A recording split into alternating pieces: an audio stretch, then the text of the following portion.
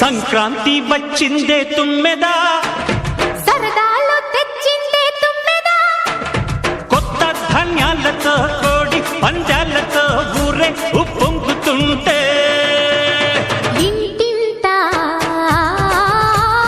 పేరంటం, ఊరంతా ఉల్లాసం. కొత్త అల్లుళ్లతో కొంటే మరదళ్లతో పొంగే హేమంత సిరులు.